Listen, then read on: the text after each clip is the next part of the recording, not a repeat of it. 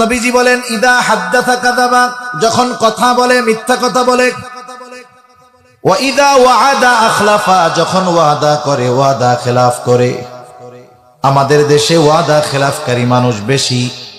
আমার বাস্তব অভিজ্ঞতা বলি, আজ পর্যন্ত আমি যতজনরে টাকা ধার দিয়েছি একজনও কথা মোতাবেক টাকা ফেরত দেয় নাই। মনে রাখবেন, মানুষ আসলে তার চরিত্র কেমন এটা তসবিহ পড়া দেখে চেনা যায় না, তাহাজ্জুদ গুজারি হইলেই চেনা যায় না।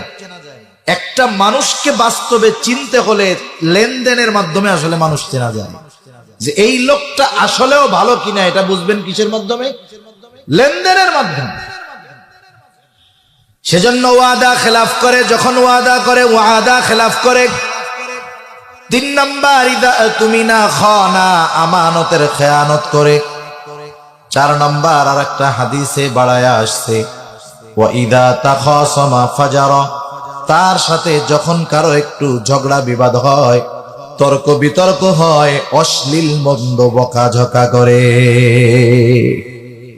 এবার একটু ভাইবা চিন্তে জবাব দিবেন, এই যে 4টা দোষ মুনাফিকের আলামত, আমাদের অঞ্চলে নামাজি হাজি এরকম মানুষের মধ্যেও এই 4 দোষ আছে। আপনাদের এলাকায় তো নাই মনে হয়, আলহামদুলিল্লাহ। নবীজি বলেন যার মধ্যে এইগুলা আছে, হায় হায়, এটা তো মুনাফিক।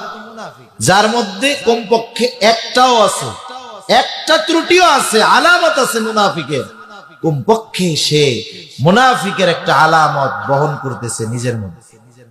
এখন বলেন তো, মিথ্যা বলা কি গুনাহ বলেন তো? ও যদি জীবনের সাথে এই মিথ্যাকে মিলায় নেয়, মনে করে এটা পার্ট অফ লাইফ, জীবনের একটা অংশ, অসুবিধা নেই। তাহলে যেটাকে আল্লাহ হারাম করছেন ওটাকে যদি কেউ বৈধ মনে করে, বলেন তো তার ঈমান থাকে না চলে যায়? সমাজে অনেক মানুষ আছে মিথ্যাকে তারা জীবনের অংশ মনে করে।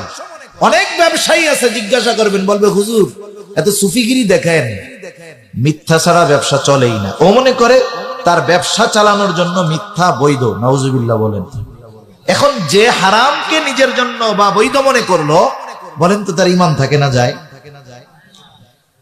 মুনাফিকের আলামত গুলো হলো ঈমান বিধ্বংসী আলামত। এগুলো যদি আমার